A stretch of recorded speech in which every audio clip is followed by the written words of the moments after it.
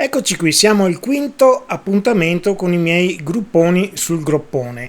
I gruppi che io mi porto dietro da quando ero un ragazzino, da quando avevo 11-12 anni e che ancora ascolto con grande piacere. In questi 5 appuntamenti, a parte i Rush, diciamo l'ha fatta un po' da padrone il rock progressivo con i Genesis, Gentle Giant, King Crimson.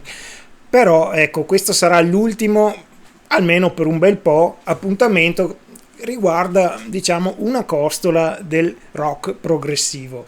E questa volta voglio anche inserire molti più spezzoni musicali e video, anche se so già che YouTube mi demonetizzerà il video, ma non importa, casomai per compensare questa cosa, se già non siete iscritti al mio canale, vi prego di considerare di farlo, e anche se vi piace la chitarra e tutto il mondo delle chitarre, meglio ancora. Grazie mille, e anche un bel like che YouTube apprezza molto, ma anch'io sinceramente. Va bene, la musica di Canterbury o la scena di Canterbury. Per me è più giusto dire la musica di Canterbury, perché è caratterizzata appunto da alcuni musicisti della zona di Canterbury, nella contea del Kent in Inghilterra, che si sono trovati uniti, hanno formato dei gruppi, però in questi gruppi suonavano anche molti musicisti che non erano affatto di Canterbury, ma erano di altre zone, sia d'Inghilterra che d'Europa, per cui per me sarebbe più giusto dire il Canterbury Sound, e probabilmente andando avanti parleremo di Canterbury Sound. Allora, è una costola del rock progressivo. E anche qui, come nel rock progressivo, si spazia dalla musica psichedelica al rock, al jazz rock, fusion, un po' di tutto. C'è musica classica, c'è di tutto. È una musica ovviamente abbastanza complessa, anche non, come sempre capita quasi sempre con il rock progressivo, non assimilabile ad un primo ascolto, almeno nella maggior parte dei casi. Però è una musica che colpisce dritto al cuore e al cervello una volta che si è assimilata. Poi io, magari essendo musicista, non so, la assorbo meglio, perché capisco anche la difficoltà di certi brani, di certe cose, e quindi la apprezzo veramente molto. Ma io penso l'apprezzerete molto anche voi, perché è una musica, insomma, che non può non piacere a chi ha un minimo di sensibilità. Chiudo questa parentesi, vi faccio alcuni nomi: Soft Machine, i Gong, Hatfield and the North, Matching Mall, Robert Wyatt, Kevin Ayers, anche i Caravan, i Camel in alcuni punti. Insomma, questi gruppi fanno parte della musica di Canterbury, gli Egg e alcuni che magari andiamo a vedere. Però fare un video su tutti questi gruppi verrebbe fuori un video troppo lungo, e ho visto con il video che ho dedicato ai Rush che un video di un'ora e un quarto mette alla dura prova chiunque, per cui io con questo video non voglio superare la mezz'ora, ecco, poi vedremo se ce la farò. Vi parlerò dei gruppi che per me sono stati basilari di questa musica di Canterbury, e io partirei con il primo.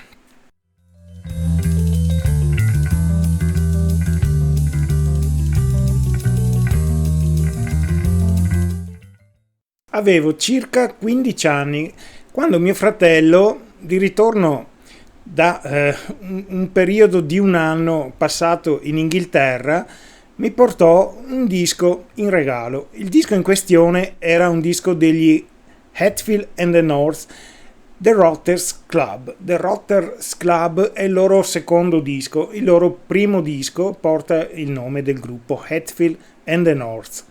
Hatfield and the North è stato un gruppo per me molto importante, formato da musicisti veramente di alto livello, un gruppo che è spaziato appunto per vari generi, vari stili, rock, jazz rock.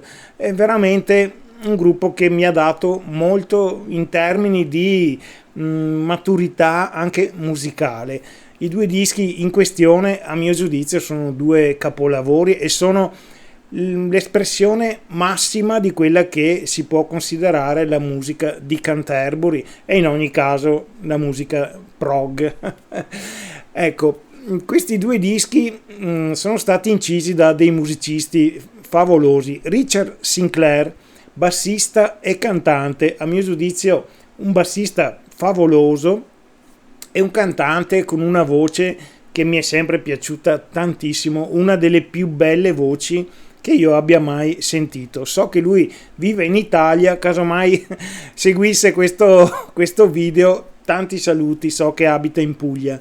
Ecco, è un musicista, Richard Sinclair, che della musica di Canterbury ha passato vari gruppi, dai Caravan ai Camel, appunto gli Hetfield and the North e altro. Altri membri della band sono Phil Miller, chitarrista molto atipico, molto strano, difficile da assimilare, non molto melodico. Quando fa dei solisti sembra metta le mani a caso, ma non è così. Fa dei solisti anche qua che forse bisogna ascoltare più volte per assimilare. Dave Stewart, tastierista favoloso, con un gusto pazzesco sia per i suoni che per le melodie, ha una bravura anche tecnica notevolissima.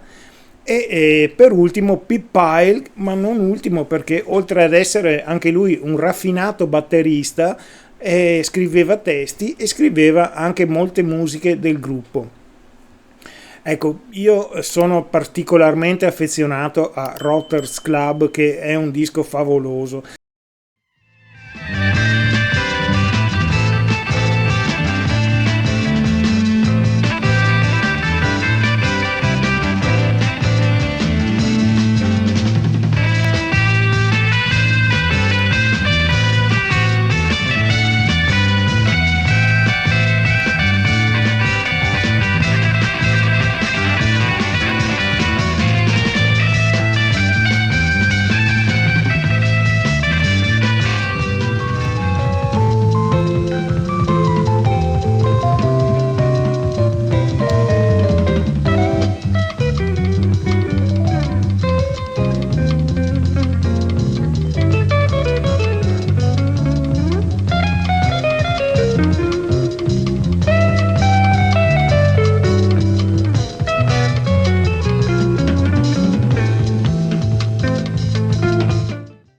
E gli Hetfield and the North poi in futuro, dopo essersi sciolti, hanno tentato di formare un proseguimento del gruppo con i National Health.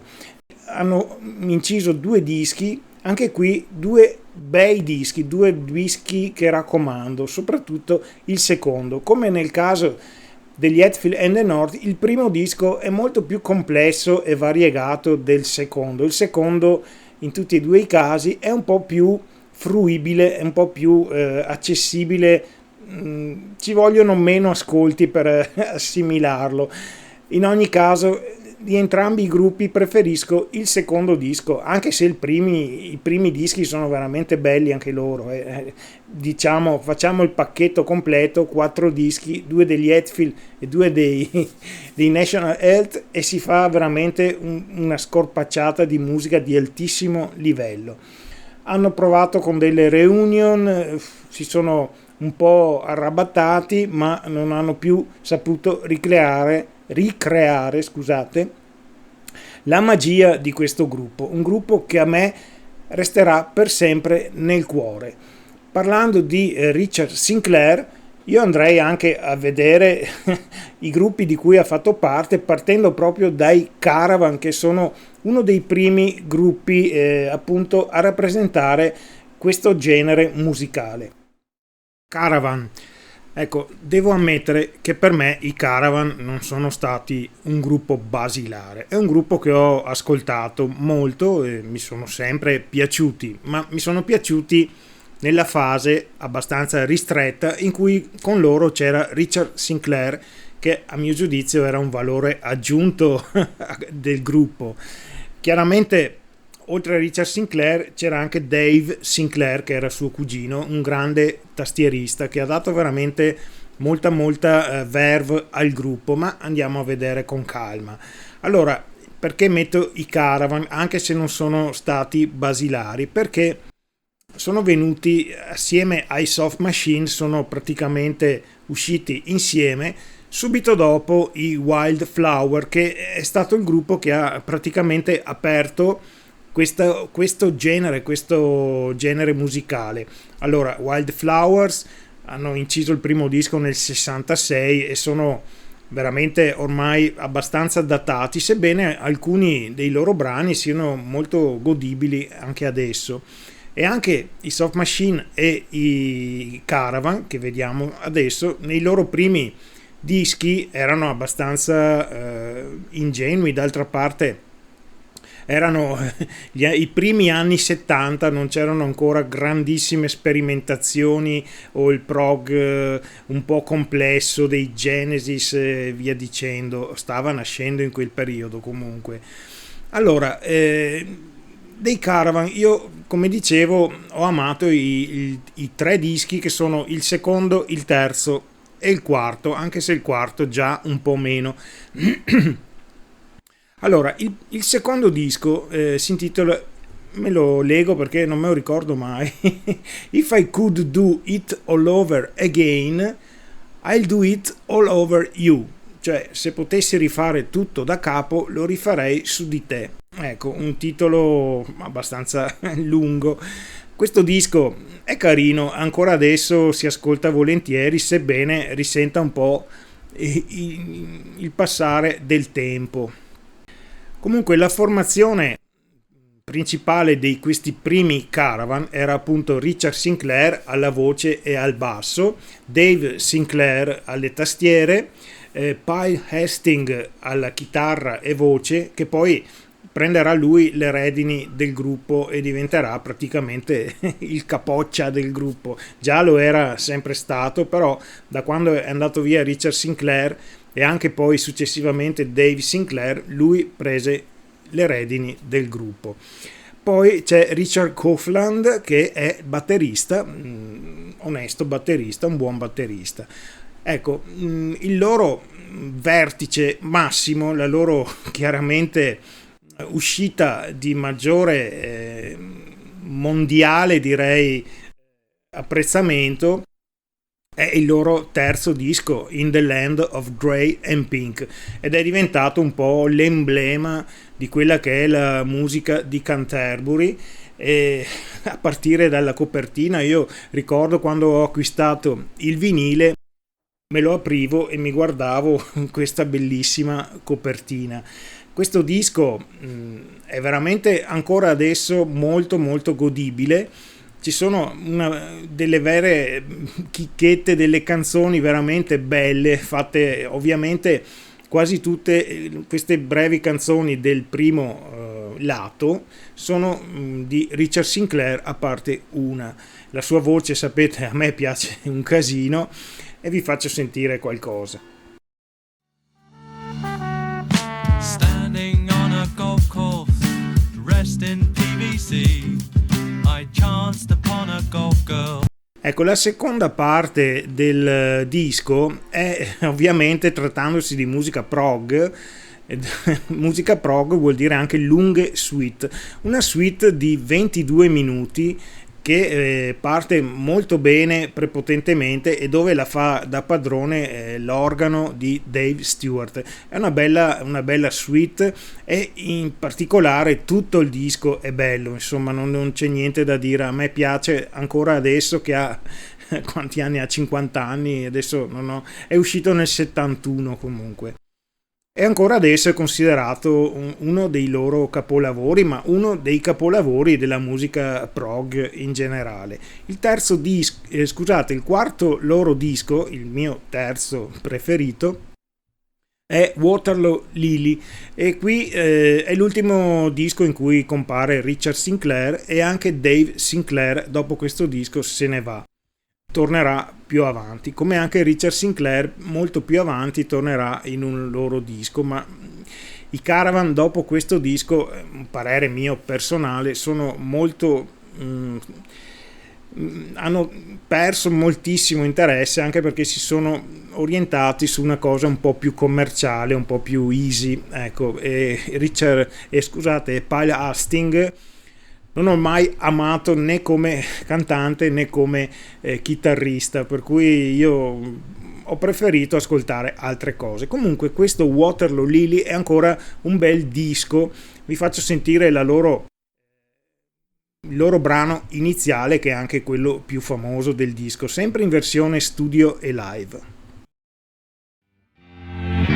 The view, 6th Avenue, the legs of Waterloo Lily, black tights, the dark nights on a trip through Piccadilly. You, kind of blue, comes her eyes with real eyes on those eyes. That's a gum you running on you from a job in the house of Waterloo Lily.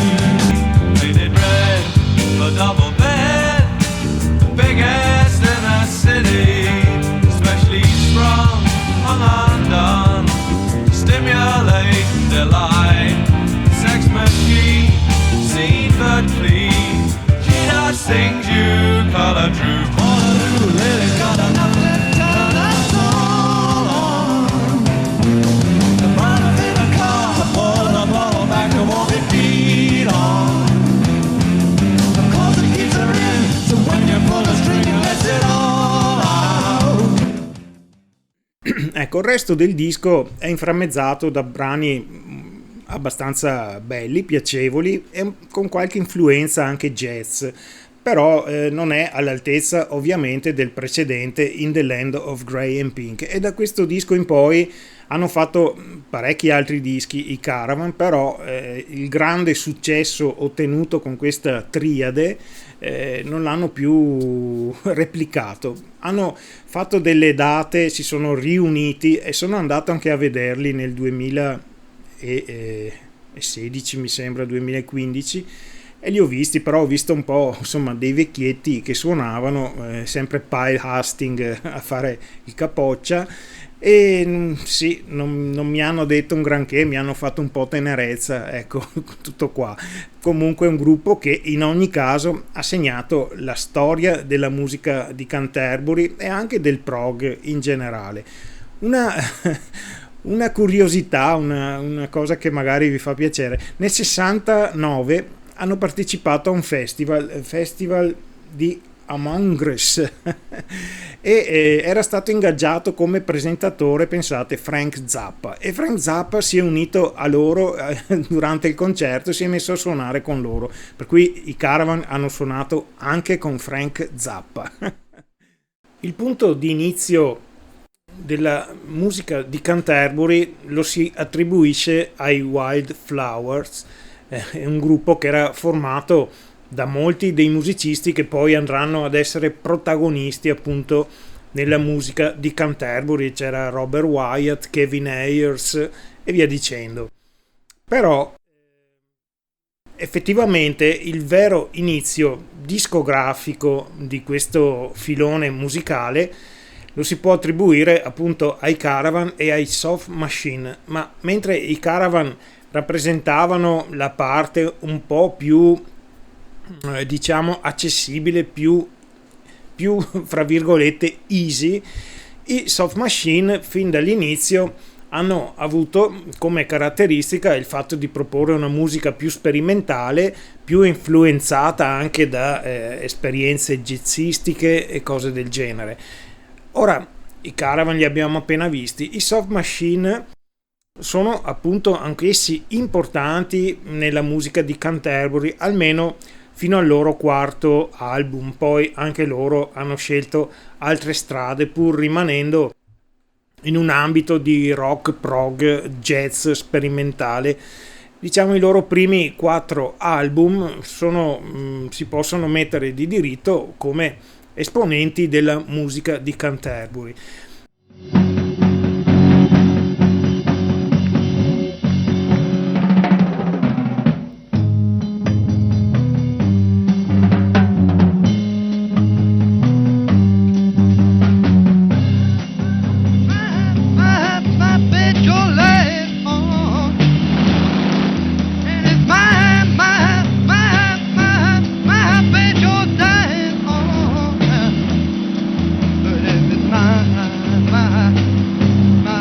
you're relying on. You got to save yourself. Don't enslave yourself.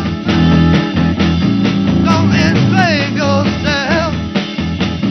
Stay in your own bed at night. Because girl, you know that if I tried to feed you, keep you all week to make you feel secure.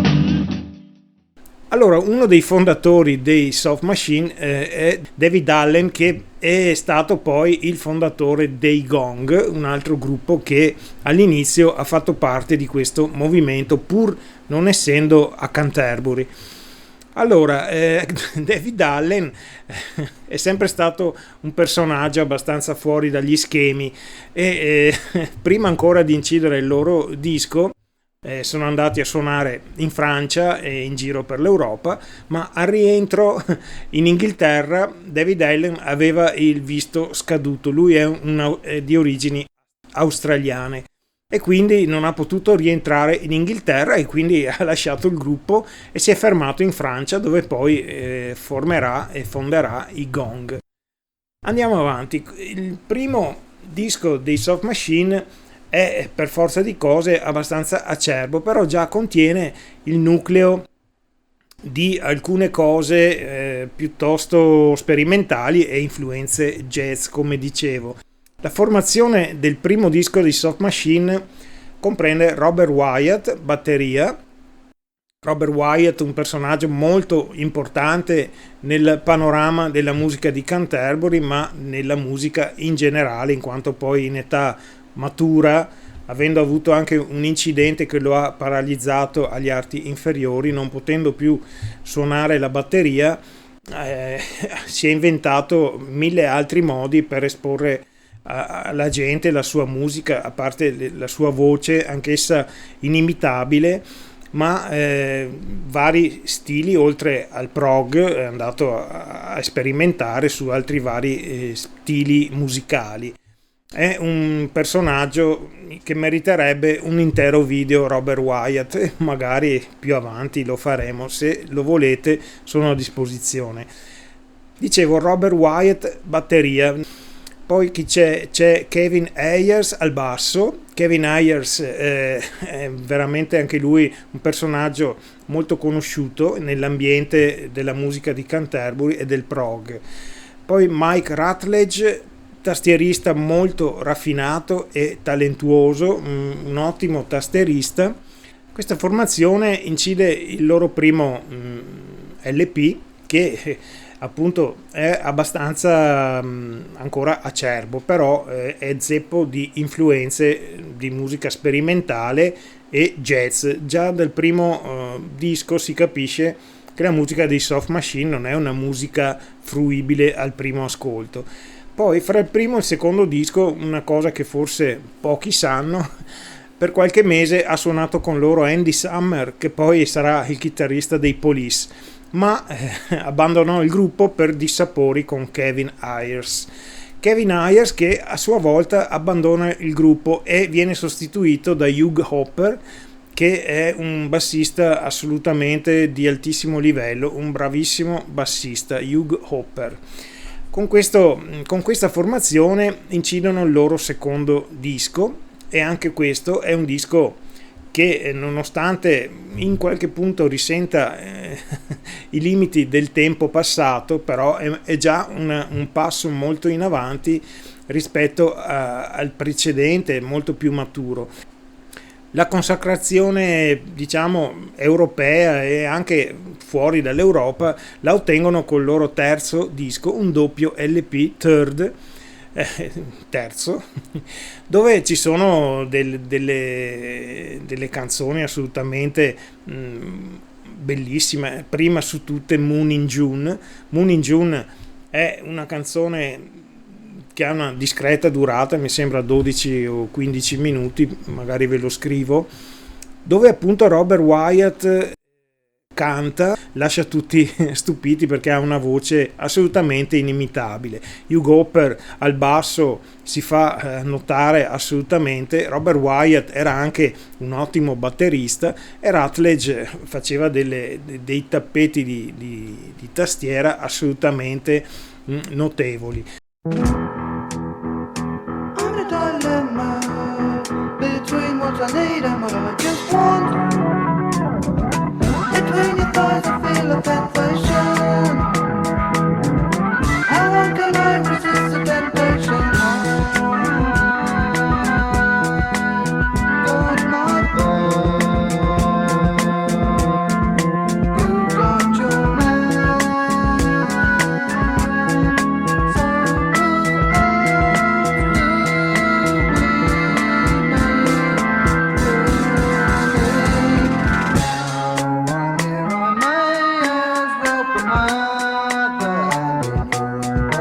So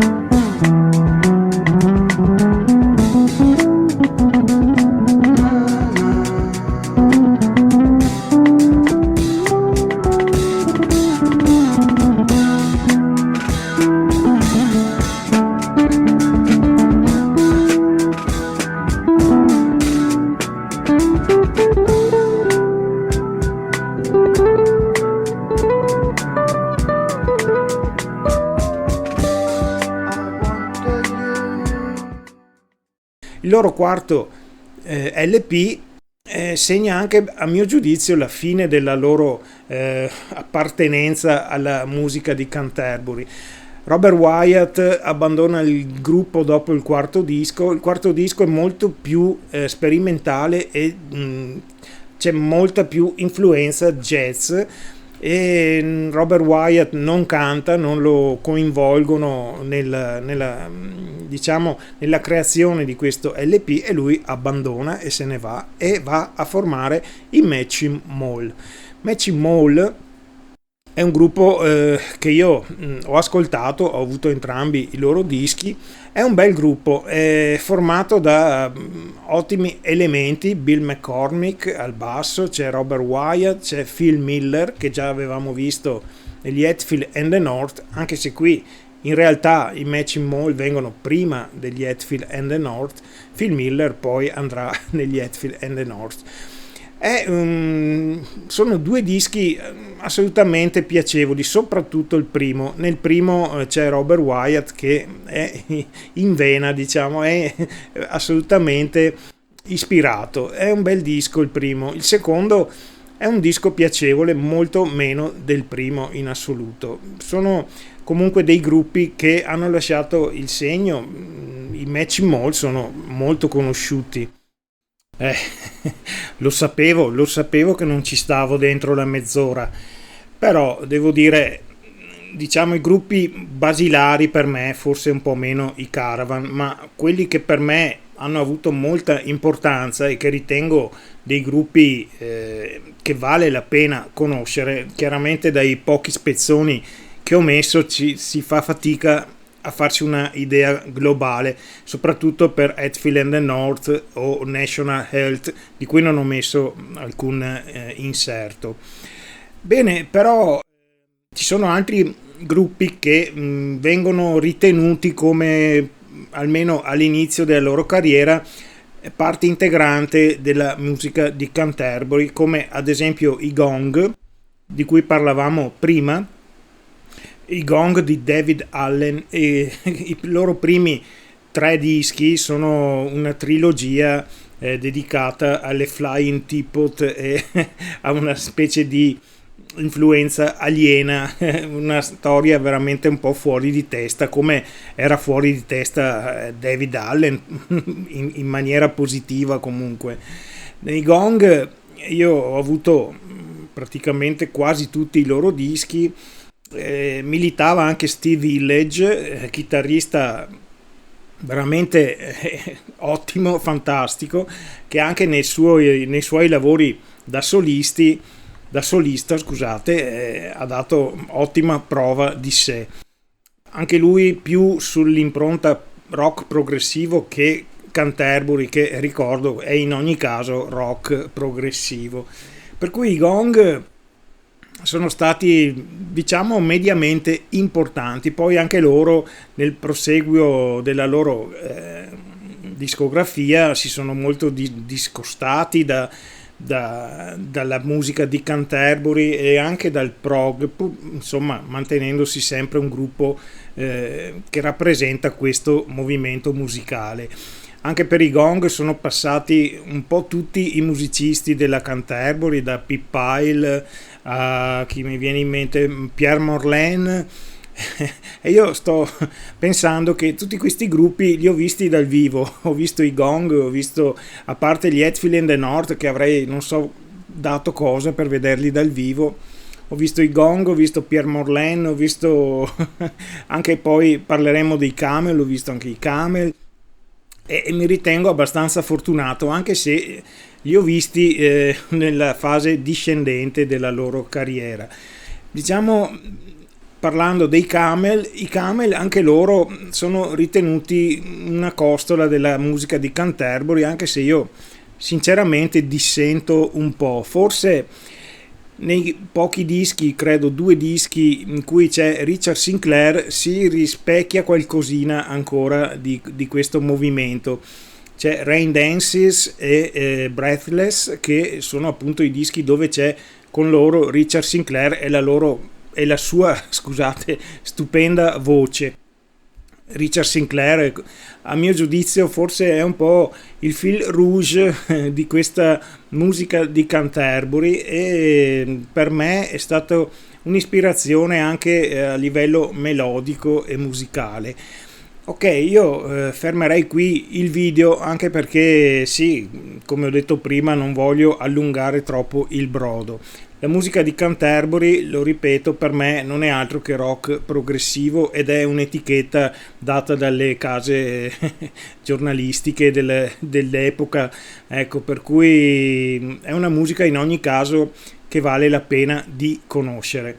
Per cui termina qui anche questo quinto nostro incontro saltuario. Ogni 5 o 6 mesi vi butto lì un video. Spero vi sia piaciuto, spero che se non conoscevate questi gruppi e questo genere vi possa essere venuta la curiosità di approfondire, e assolutamente ne vale la pena. Ciao, alla prossima!